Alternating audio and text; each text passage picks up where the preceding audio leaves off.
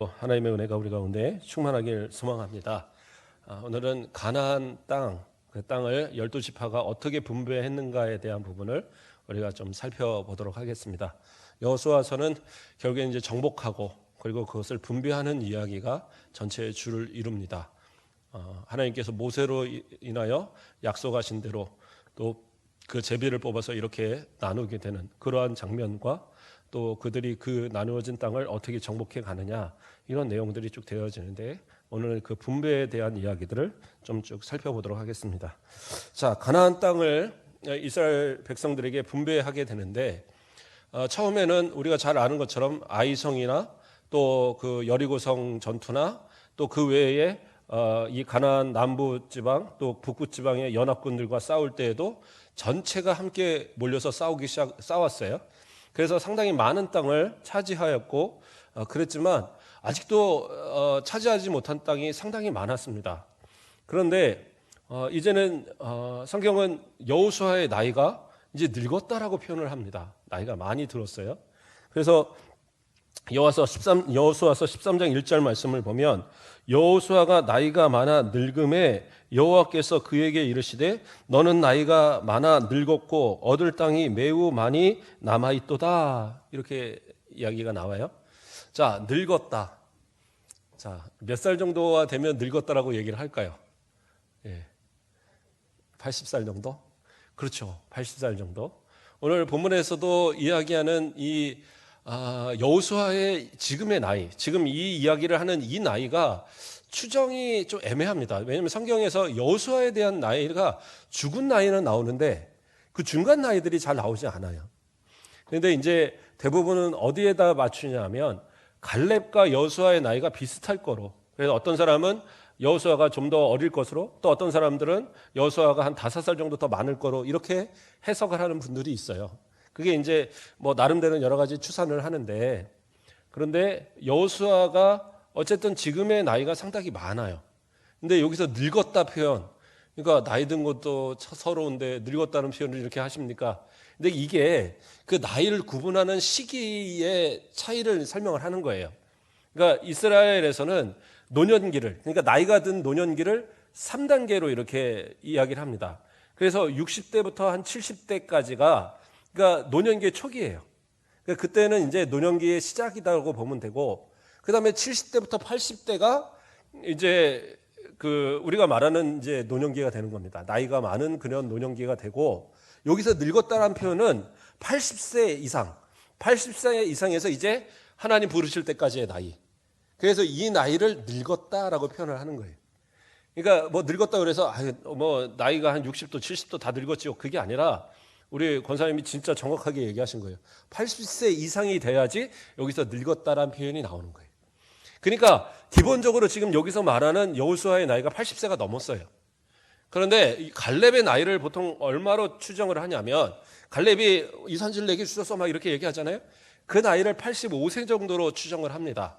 왜 그러냐면 갈렙이 스스로 이야기를 할 때 뭐라고 하느냐, 하나님께서 처음 정탐꾼을 보냈을 때 그때 그 지역에서의 바람 광야에 있을 때 자기 나이가 40이다라고 여호수아한테 이렇게 이야기를 하거든요. 이후에 이제 나오는데, 그래서 그때부터 40에서 40년을 광야 생활을 하고, 그러니까 40년보다 조금 더 한 거거든요. 그러니까 그 기간에다가 또 이렇게 정복의 기간, 앞서의 기간들을 이렇게 좀 계산을 하면 85세 정도. 그러면 비슷한 나이로 봤을 때는 여호수아가 한 80으로 보고, 좀 더 많이 보면 한 90세까지도 봅니다. 그 정도 나이. 더 많이 보는 분들도 있어요. 왜냐하면 이 여호수아가 죽었을 때 나이가 몇 살이냐면 110세입니다. 110세. 그래서 여호수아 24장 29절 말씀을 보면 이 일 후에 여호와의 종 눈의 아들 여호수아가 110세에 죽음에, 그러니까 이 정복기를 끝내고 여호수아가 죽었어요. 그 죽은 나이까지의 이 정복 기간이 얼마냐에 따라서 이제 나이가 추산이 되는 겁니다. 어떤 사람들은 한 7, 8년의 정복 기간이었을 것으로 봐요. 그럼 7, 8년의 정복 기간으로 보면 110세에서 7, 8년을 빼면 어떻게 됩니까? 한 90 몇 세, 아니 7, 8년이 아니죠. 100세가 넘죠. 그렇죠? 그러니까 그렇게 되면 상당히 나이가 많은 거고, 한 15년 이상으로 보는 사람들이 있어요. 15년으로 보면 한 95세? 예, 그 정도까지 이렇게 이야기를 볼 수 있는 거예요. 그러니까 더 길게 보면 한 이제 뭐 중간에 이제 끝나고 이제 또 이제 뭐 여분의 시간이 더 있다 뭐 이렇게 계산을 하면 뭐 한 80 몇 세까지도 짧게는 볼 수 있지만 적어도 할상 80세 이상에서 90세 뭐 언저리까지의 나이 그 정도가 지금 이 이야기를 하고 있는 여호수아의 나이인 거예요. 그러니까 상당한 노인이죠. 상당한 노인입니다.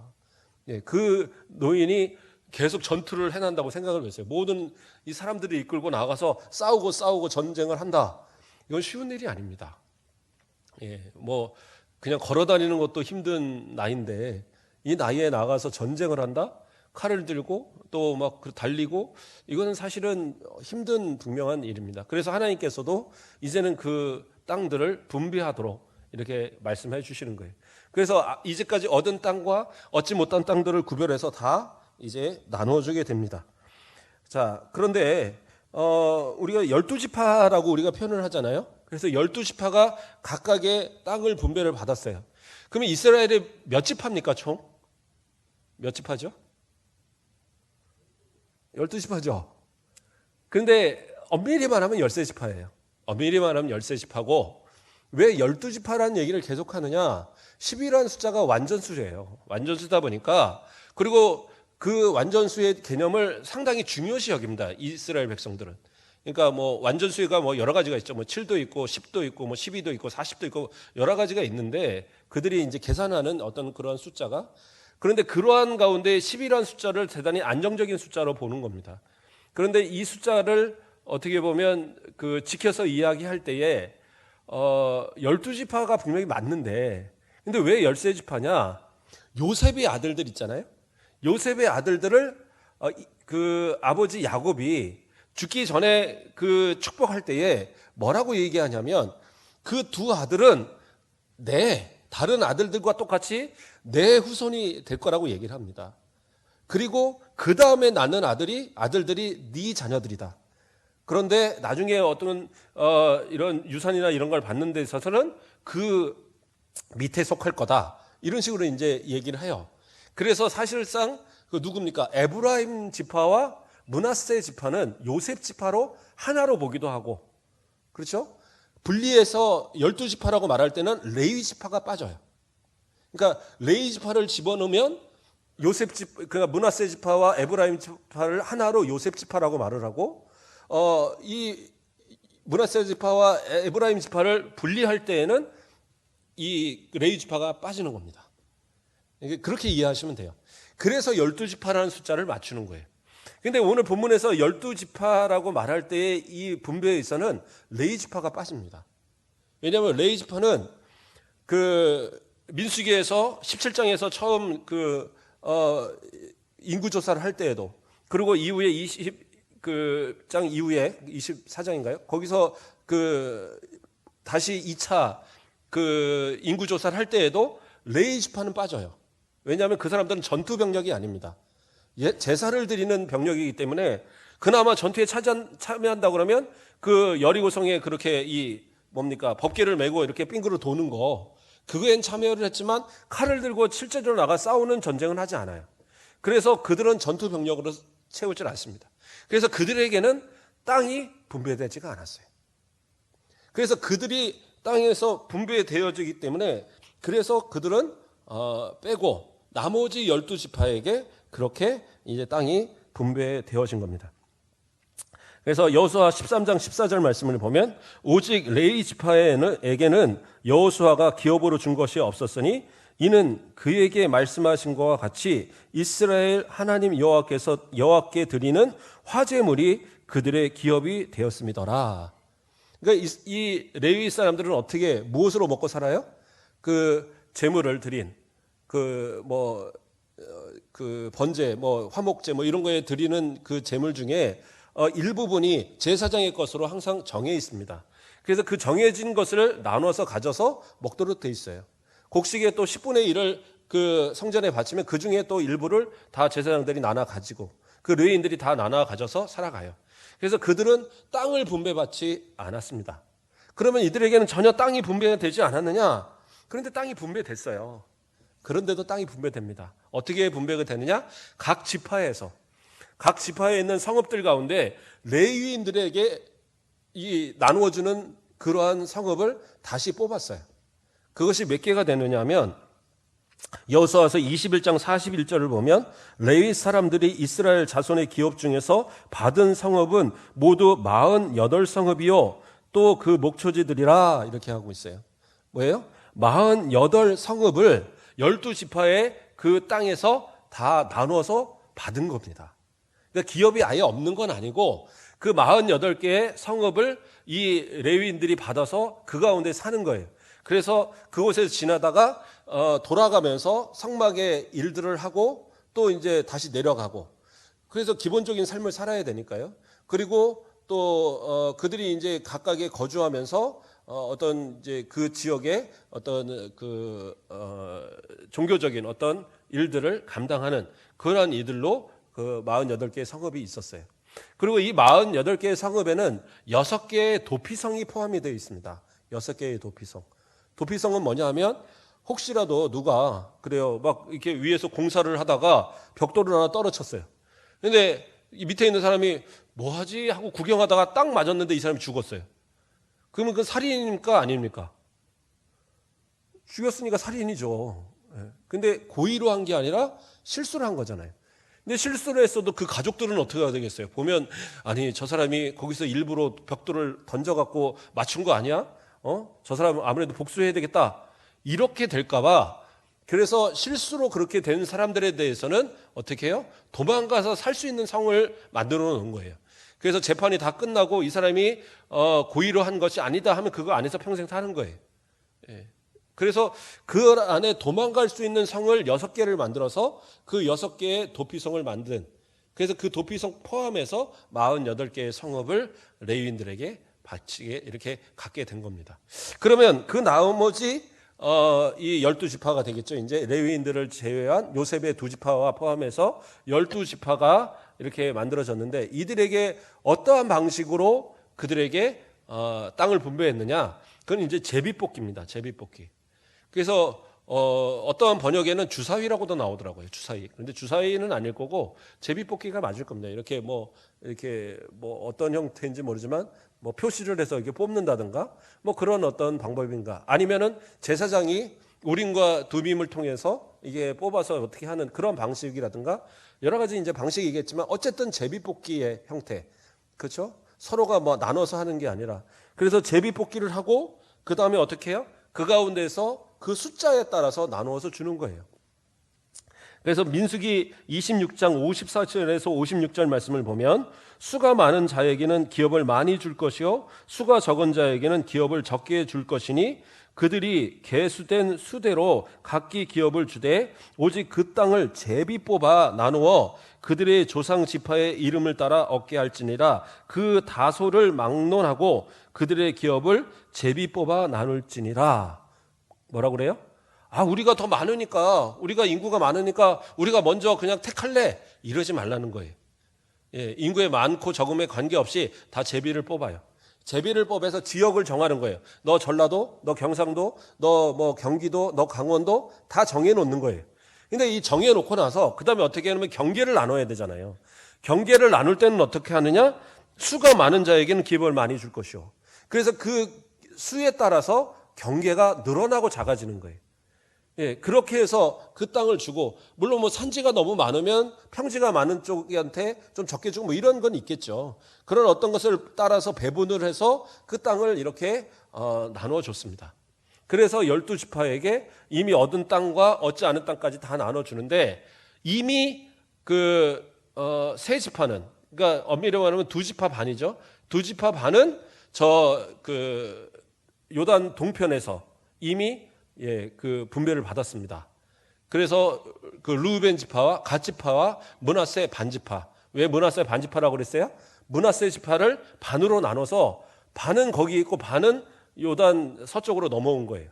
그래서 이 2지파 반 그렇게 말해야 될까요? 2.5지파가 거기에 남아 있고 나머지 지파에 대해서 이 요단 동편에 있는 땅들을 분배하게 되는 겁니다. 자, 그것도 마찬가지로 제비를 뽑아요. 그런데 이 제비를 딱 뽑으려고 하니까 한 지파가 반대를 합니다. 반대라기보다는 앞장서 나옵니다. 그 지파, 그렇다고 그 전체 지파라기보다는 그 지파 가운데 한 족속이죠. 누굽니까? 우리가 잘 아는 대로 갈렙. 갈렙이 뛰쳐나와서 하는 얘기가 우리에게 이 땅을 주십시오. 이 헤브론 땅을 우리에게 주십시오. 그 땅은 하나님께서 이미 내가 40살 때 그 바람 광야에 있을 때 그때 우리에게 약속한 땅입니다. 그러니까 그 땅을 우리에게 달라라고 그렇게 이야기합니다. 민수기 14장 24절을 보면 뭐라고 나와요? 그러나 내 종 갈렙은 그렇죠? 마음이 그들과 달라서 나를 온전히 따랐은즉 그가 갔던 땅으로 내가 그를 인도하여 드리리니 그의 자손이 그 땅을 차지하리라. 하나님께서 약속하셨어요. 그 약속을 40년이나 시간들을 기다려서 이제 땅을 분배할 때가 가나안을 진격해서 들어오고 이제 땅을 분배할 때가 딱 되니까 그때 그 40년이 넘도록 한마디도 안 하던 갈렙이 딱 손을 들어서 이리는 안 돼요 이러면서 이제 뭐라고 표현할까요? 이렇게는 하면 안 돼요 하고 반대를 걸었어요. 뭐예요? 제비뽑기 그러니까 제비뽑기 이전에 우리 땅부터 주시오 해서 그 땅을 요구를 합니다. 그러면서 하는 얘기가 민수기 26장 54절에서 죄송합니다. 민수기 여호수아 15장 13절을 보면 여호와께서 여호수아에게 명령하신 대로 여호수아가 길랏 아르바 곧 헤브론을 유다 자손 중에서 분깃으로 여분네의 아들 갈렙에게 주었으니 아르바는 아낙의 아버지였더라 이렇게 나와요. 그래서 이 길랏 아르바 곧 헤브론 땅을 여호수아가 주게 된 겁니다. 그래서 그 땅은 사실상으로 아낙 자손들이 상당히 그 거인들의 그 사람들이 지켜 있는 땅이고 호전적인 땅이었기 때문에 호전적인 사람들이 있는 땅이기 때문에 그 땅을 사실은 그렇게 다른 사람들이 원하지는 않았을 것 같아요. 그러나 이 갈렙은 그 땅을 요구했습니다. 그리고 그 땅이 이렇게 헤브론이 바로 이 갈렙의 땅으로 이렇게 정해졌는데 갈렙은 어느 족속이냐면 유다 족속이에요. 그러면 유다 족속은 이런 어떤 그 뽑기를 안 했느냐? 아니에요. 유다 족속도 뽑기를 했습니다. 그러니까 갈렙의 땅으로 헤브론을 정해놓고 유다의 그 족속의 땅은 따로 이게 뽑아요. 제비를 뽑았는데 이것이 하나님의 은혜고 하나님의 계획이라고 여겨지는 것이 헤브론을 포함한 그 땅이 유다의 땅으로 뽑혀졌어요. 그러니까 가장 먼저 제비를 뽑았습니다. 유다가. 그래서 이 갈렙에 있는 그 땅, 이 헤브론 땅과 더불어서 이 유다가 동편에서 가장 먼저 그 땅을 상당히 넓은 땅을 차지를 했습니다. 인구도 상당히 많고요. 그 다음에 이제 땅을 분배한 땅이 어디였냐면 요셉의 아들들에게 분배를 합니다. 그 아들 지파들에게. 어느 지파입니까? 에브라임 지파와 므낫세 지파인데 므낫세의 이제 남은 지파입니다. 남은 지파. 근데 여기서도 또 문제가 생겼어요. 어떤 문제가 생겼냐면 이들한테 제비를 뽑아서 땅을 줬는데 자 우리가 뭐라고 나옵니까? 여기 민수기 26장 아까 읽었던 데 보면 수가 많은 자에겐 기업을 많이 줄 것이요 수가 적은 자에겐 기업을 적게 줄지니 이렇게 나왔잖아요. 자 므낫세 반지파 그러니까 므낫세 지파 자체는 인구가 상당히 많아요. 적지 않습니다. 그러나 뭐 그렇다고 아주 많은 건 아니고 므낫세 지파의 인구의 수가 그 12지파 가운데 6번째로 많습니다. 6번째로. 그 2차 그 인구조사에서 보면 6번째로 많아요. 그래서 상당히 많기 때문에 많은 땅을 차지해야 되는데 그것을 반으로 나눠서 반은 이미 그 요단 서쪽에서 땅을 차지했고, 그렇죠? 요단 동쪽에서 차지했고 이제 서쪽으로 넘어와서는 나머지 반만 왔단 말이에요. 그러니까 그 인구가 많을 리가 없죠. 그렇죠? 그래서 므낫세 지파가 원래 52,700명이 개수가 됐었는데 반으로 나누면 어떻게 됩니까? 26,000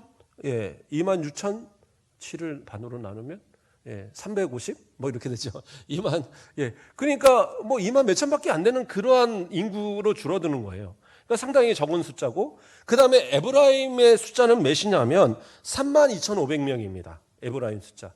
그럼 3만 명도 많잖아요. 아니요. 이게 그 시므온 지파가 2만 몇천 명이거든요.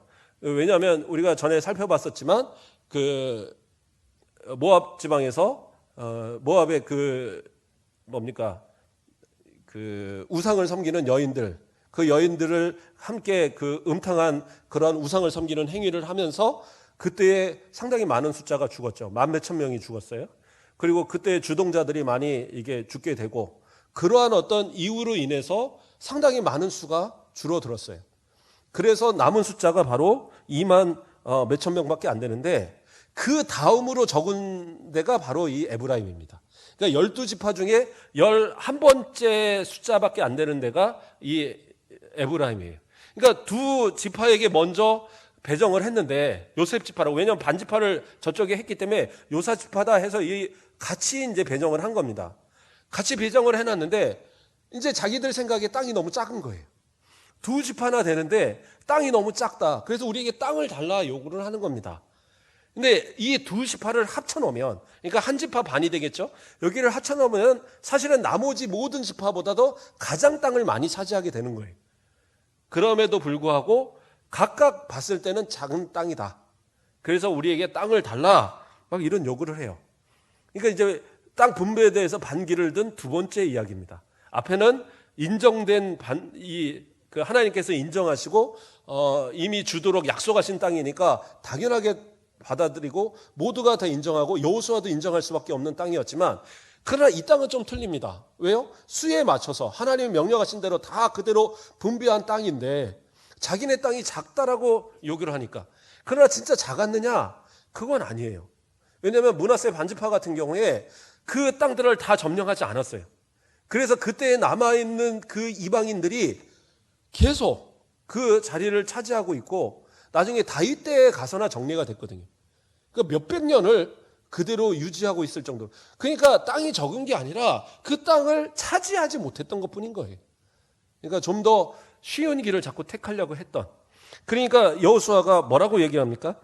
17장 여호수아 17장 15절 말씀에 보면 여호수아가 그들에게 이르되 내가 큰 민족이 되므로 에브라임 산지와 내게 너무 좁을진데 브리스 족속과 르바임 족속의 땅 살림에서 올라가서 스스로 개척하라 하니라. 뭐라고 그래요? 땅이 적냐? 그러면 저기 가서 스스로 개척해라. 뭐에 그 땅을 뺏어서 네 땅 만들어. 그렇게 이야기합니다. 그런데 이게 엄밀히 말하면 이 땅이 새로인 땅을 가져라, 그게 아니에요. 여기 뭐 순천에 있는데 저 광양의 땅을 가서 가져라, 그런 의미가 아니라, 왜냐하면 분배하는 땅에 한계가 있으니까. 그런데 이건 뭐냐면 이미 분배된 땅인데 차지하기가 어려운 땅인 거예요. 지금 순천이 우리가 보면 다 이렇게 거의 평지잖아요. 평지가 참 좋은데 저쪽 어디입니까? 저쪽 댐 있는데 그쪽 어디 뭐죠? 그 뚝방 있는데 그 동네 가면 다 산이잖아요. 그런 식으로 순천이 도시 외에도 상당한 산들이 있단 말이에요. 근데 지금 우리 순천 안에 이 도시 쪽에 사시는 분들 거기 가서 살아라 그러면 살겠어요? 불편함이 많죠. 거기 오면 마트 한번 나오려 해도 한 30분 막 차 끌고 나와야 되고 그 안에 있으면 마트도 없고 아무것도 없는데 거기 뭐 살겠어요. 그러니까 다 이 좋은 땅에서, 이 살기 좋은 땅에서만 몰리게 돼 있는 거예요. 그러니까 이 에브라임과 이 므낫세도 그러한 마음인 거예요. 굳이 그 산까지 가서 그 산 속에 있는 데까지 점령하고 살아야 되느냐? 이거는 그렇게는 그런 땅은 필요 없다. 이런 마음을 가지니까 땅이 모자르다고 여겨진 거예요. 그 숫자에 맞춰서는 분명하게 맞게 주어진 겁니다. 그러니까 여호수아가 얘기하길 뭐예요? 그래, 사는 이런 평지들은 너무 적지. 너희들이 생각해도 적어. 내가 생각해도 적어. 그러면 어떻게 해요? 가서 저 땅을 차지하라고 얘기하는 거예요. 그러니까 중요한 건 뭐예요? 그리스도인들에게 주어지는 가장 큰 사명 중에 하나는 뭐냐면 정복하고 다스리는 사명입니다. 뭐 그렇다고 뭐 살림을 훼손하고 막 이르라는 의미는 아닌데, 부족한 건 뭐예요? 그것을 개척하고 그것을 차지해야 되는 것이 어떻게 보면 우리의 사명이에요. 그것을 부족하다고 해서 불평하고 불면하는 그런 모습이 아니라, 그렇죠? 그러니까 지금 너 모자라? 그러면 가서 니네 땅이 좁다 그러면 브리스족과 르바임 족속의 땅, 그 살림에 올라가서 스스로 개척하라. 그 산 위에 올라가서 저 산골짜기 가서 그거 개척해. 그러니까 이제 이 에브라임 사람들과 므낫세 사람들이 뭐라고 불평을 하느냐면, 거기 가면 그 산골짜기에 그 사람들이 있어서 싸우기도 불편하고 그 사람들은 철병거를 갖고 있어서 우리가 지금 이렇게 그냥 칼하고 뭐 이런 창 가지고 가서 싸운다고 이길 수 있는 상대가 아닙니다. 근데 뭐라고 그러냐면 이 여호수아는 가서 싸우라는 거예요. 싸우면 어떻게 해요? 16절 말씀에 그 산지도 내 것이 되리니 비록 살림이라도 내가 개척하라. 그 끝까지 내 것이 되리라. 가나안 족속이 비록 철병거를 가졌고 강할지라도 내가 능히 그를 쫓아내리라 하였더라. 뭐예요? 하나님 함께 하신다는 거예요. 하나님이 함께 하시는데 뭐가 두렵냐? 살림이라고 그것을 개척할 못할 이유가 있느냐? 그들이 철병거를 가졌다고 두려워할 이유가 있느냐? 분명히 너희가 나가서 싸우면 네 것이 될 거야 라고 여호수아가 단호하게 얘기합니다. 그래서 그 땅이 그들의 땅이 되었어요. 자, 그 다음에 이제 나머지 몇 지파가 남았습니까? 7지파, 아니 7지파가 아니라, 자, 맞죠? 9지파 반에서 2지파 반 나갔으니까 7지파가 맞네요. 그래서 이 7지파가 이제 남았습니다. 근데 이 7지파인데 이제 땅을 배분해야 되는데 이들이 제비뽑기 하는 것을 좀 꺼려하는 상황이 돼버렸어요. 왜냐하면 남아있는 땅들이 쉽게 차지할 만한 땅들이 아닌 거예요. 그러니까 계속 미정하고 있는 겁니다. 그래서 그 성막을, 그 이전에 있던 성막을, 그 가나안 처음에 들어와서 세웠던 그 성막을 다시 옮겨서 이제 실로에다 자리를 잡고 그 땅을 차지해서 잡고 이제 그런 동안에 이제 시간이 흘렀던 겁니다. 몇 년이 흘렀는지 뭐 몇 달이 흘렀는지 잘 모르겠어요. 그러나 어떤 시간이 이제 쭉 흐른 뒤에 이제로 다시 이제 그 7지파의 족장들을 불러 모으는 겁니다. 그리고 여호수아가 호통을 쳐요. 이게 뭐 하는 행동이냐? 빨리 땅을 분배받고 나아가서 니네들이 이 땅을 차지해야 되는데 이렇게 게으르게 이렇게 할 수 있느냐? 그러면서 마구 책망을 합니다. 그리고 아예 강압적으로 니네 가서 세 지파마다 3명씩 뽑아. 그래갖고 37에 21 21명의 사람들을 뽑아놓고 니네들 가서 다 정탐해. 아직 분배받지 못한 땅 가서 다 정탐해서 가서 그림을 그려와. 얘기한 거예요. 이 땅 이렇게 이만큼 이 땅은 뭐 산이 더 많으니까 평지가 적으니까 더 크게 여기는 평지가 많으니까 좀 조그맣게 뭐 이런 식으로 이렇게 그려갖고 이 7지파에 나눌 땅을 그려갖고 온 겁니다. 그리고 나서 그들에게 다시 분배를 해서 제비를 뽑아서 다 분배해서 나눠 주었어요. 그래서 12지파의 모든 이 분배가 끝나고 그 다음에 이제 그렇죠. 요단 동편에 있던 그들까지 해서 다 원래 자리로 돌아가는 그렇게 해서 이제 분배가 끝나지는 그러한 모습이 되고 있어요.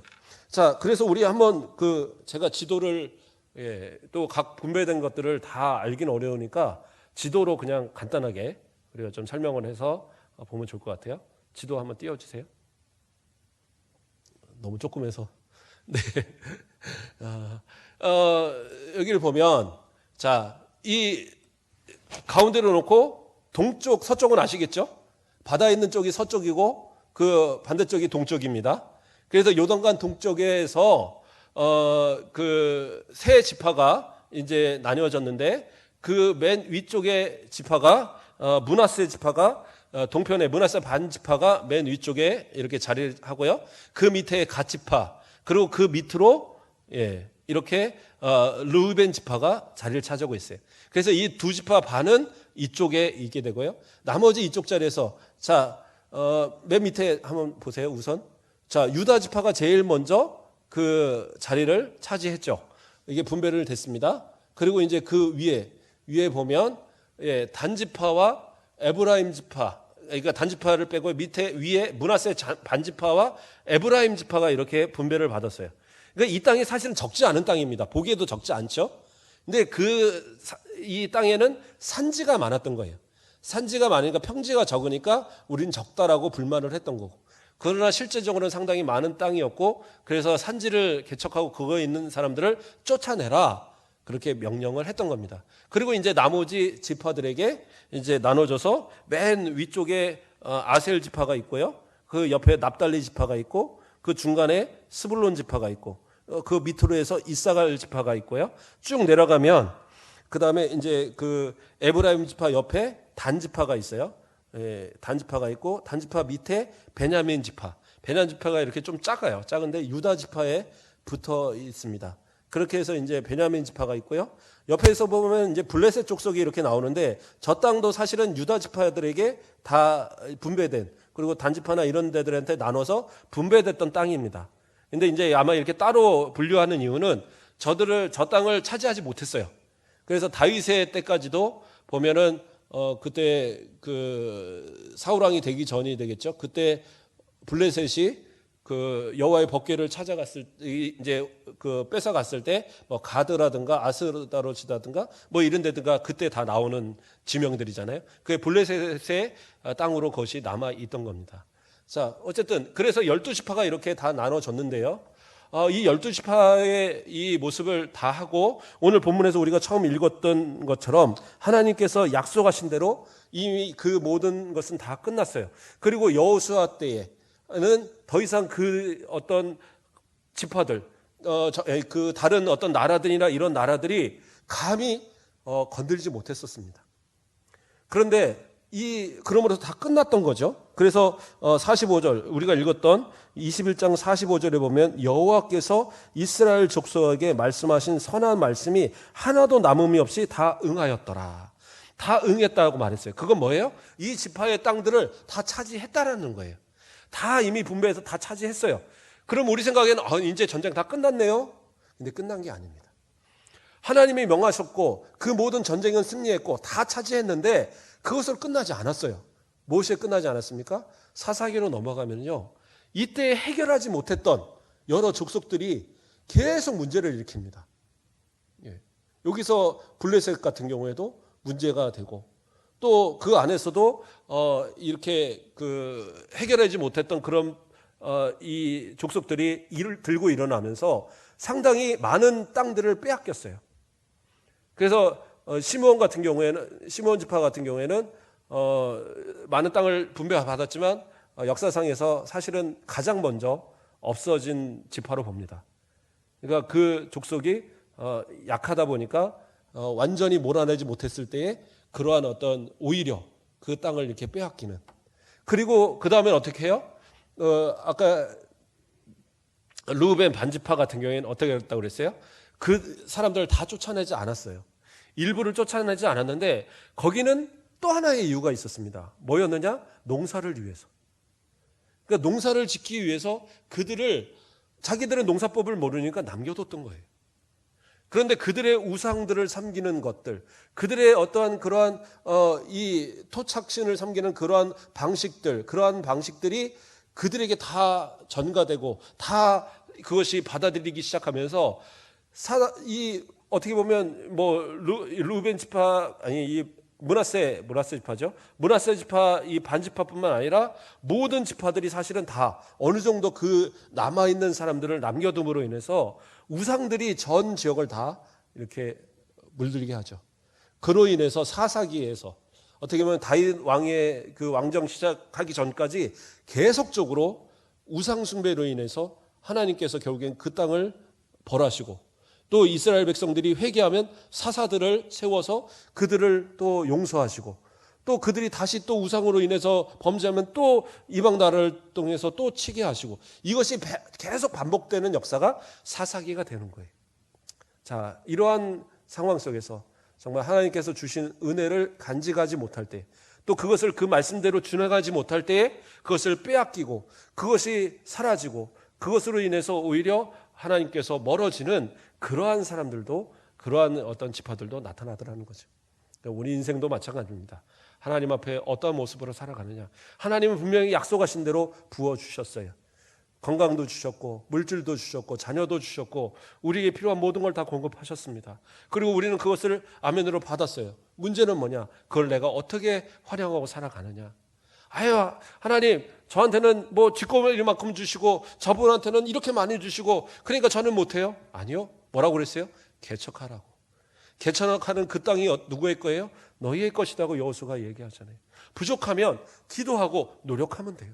그러면 하나님이 분명히 주십니다. 오전에 우리 말씀에서 본 것처럼 감사함으로 하나님 앞에 구하면 하나님께서 그 평강의 하나님이 우리 가운데 그 생각과 모든 것을 다 지도하시는 거예요. 그 길을 지도하시고 모든 것을 다 우리에게 함께 하시는 그 은혜가 있다라는 거예요. 그 은혜를 아는 성도라면 열심을 다해서 더 개척하고 나아가야 되겠죠. 또 어떤 이들은 내가 이 가진 것에 있어서 불평하면서 그 상황에 있어서 더 노력하지 않는, 그래서 적당히 세상과 타협하고 적당히 세상과 이렇게 어울려 살아가고 그럼 어떻게 해요? 그 땅은 유지할지 모르지만 그 땅은 오염되어지고 결국엔 하나님 앞에 책망받고 벌받는 그러한 지역이 되고 마는 거예요. 우리도 마찬가지. 우리의 인생도 세상과 적당히 타협하며 사지 마세요. 할 수 있으면 하나님의 편에 서시고, 그렇죠? 갈렙이 이야기한 것처럼 하나님의 약속을 의지해서 이 땅을 내게 주소서 기도하는 그런 모습으로 나아가면 주님께서 그 모든 삶에 아무리 어렵고 힘든 상황이라도 이기고 이겨나갈 수 있도록 하나님 도와주시는 거예요. 그래서 이 12지파의 이야기는 그저 그냥 성경에 있는 이야기로 끝나는 것이 아니라 바로 우리들에게 우리가 어떻게 살아가야 될지, 또 우리의 받은 은혜를 어떻게 유지해 갈지를 생각해 볼 수 있는 그러한 모습이 모델이 되고 있다는 사실입니다. 받은 은혜 가운데에 우리 충성스러운 그런 삶의 모습을 갖기를 원하겠고요. 또 그 지파들의 여러 가지 모습들은 다음 주에 좀 더 이어서 살펴보도록 하겠습니다. 기도하겠습니다. 사랑의 하나님, 감사를 드립니다. 오늘 12지파가 또 땅을 분배받는 이 이야기들을 우리가 살펴봤습니다. 주님, 하나님께서 그 땅을 주셨고 그 땅을 차지함에 있어서 어떤 이는 약속으로 믿고 가장 어렵고 힘든 땅이지만 주님 앞에 순종함으로 나아간, 또 그것을 사모한 갈렙과 같은 이가 있고, 또 어떤 지파들은 좋은 땅이 아니라고 불편하고 모자르다고 오히려 원망했던 모습도 바라봅니다. 어떤 이들은 적당히 세상과 타협하고 하나님의 명령대로 준행하지 않을 때 또 하나님 앞에 범죄가 되었던 그런 모습도 바라봅니다. 주님, 우리를 지키시고 보호하사 우리에게 주신 것들을 끝까지 잘 지키고 더 개척하고 더 많이 하나님 앞에 영광 돌리며 하나님 보시기에 합당한 그러한 삶의 모습들을, 우리의 지경을 책임져가고 넓혀가는 믿음의 우리 모든 성도들 되도록 인도하여 주시옵소서. 감사합니다. 예수 그리스도의 이름으로 기도드립니다.